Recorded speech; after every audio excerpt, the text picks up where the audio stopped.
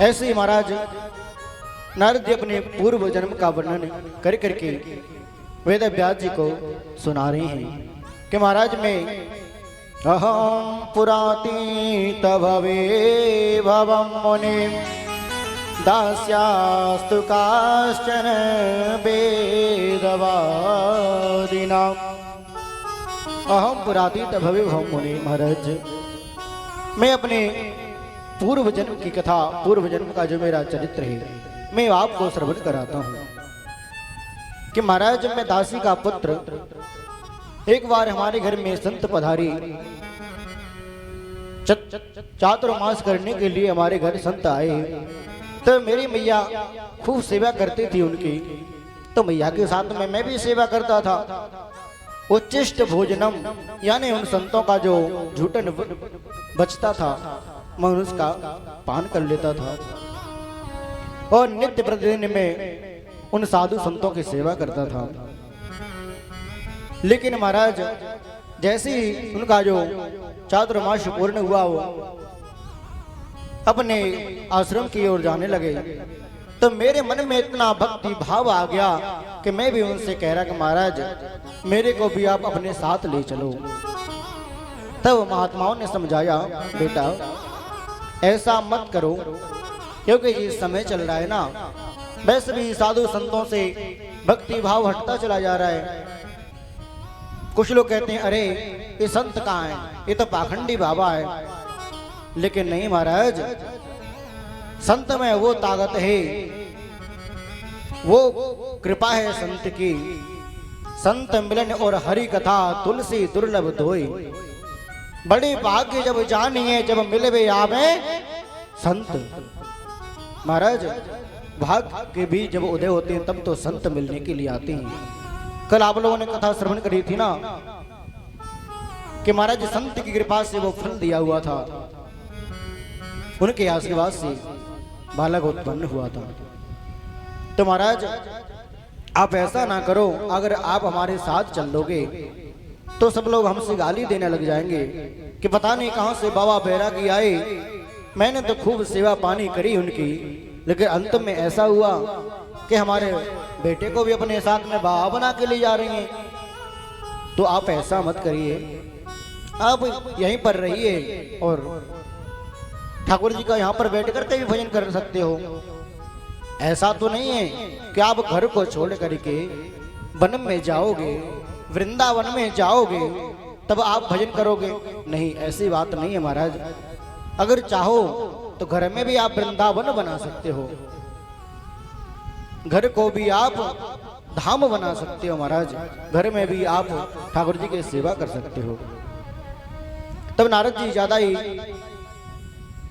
प्रेरित थे महाराज, तब उन्होंने उनके कान में एक बात समझा दी और गुरु मंत्र दे दिया कि आप इस मंत्र का जाप करते रहना, और जब आपकी माता जी हैं इस धराधाम को छोड़ करके जब पधार जाएं तब आप हमारे आश्रम की तरफ आ जाना।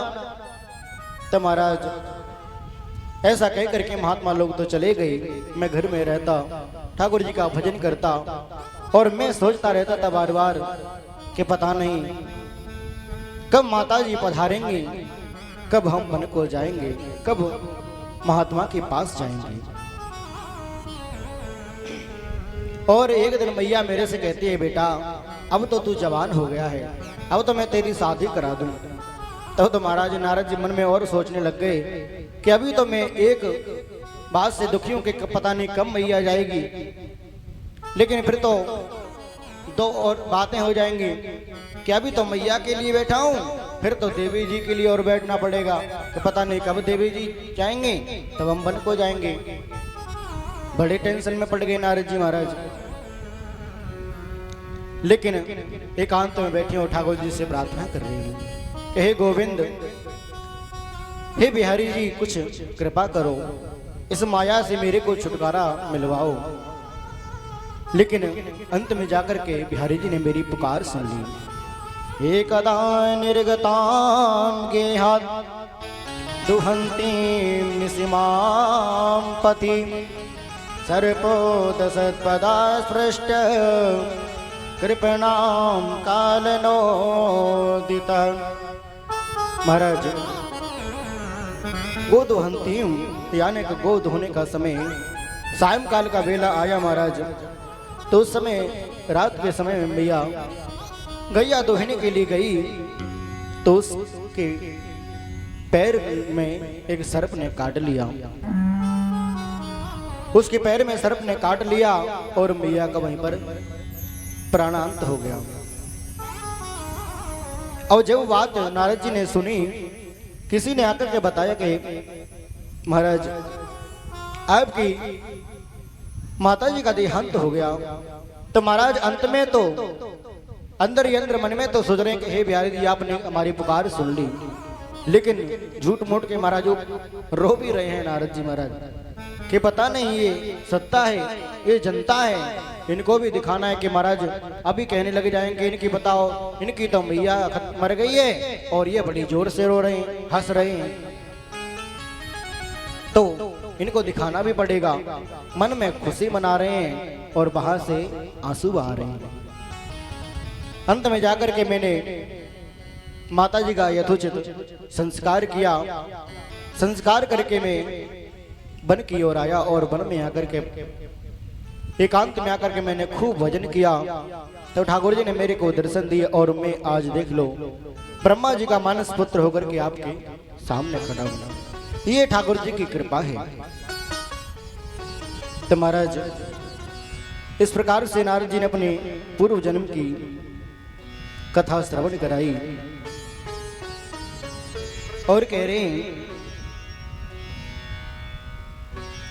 श्री सोनक जी महाराज कि महाराज हमने आपसे प्रश्न किया था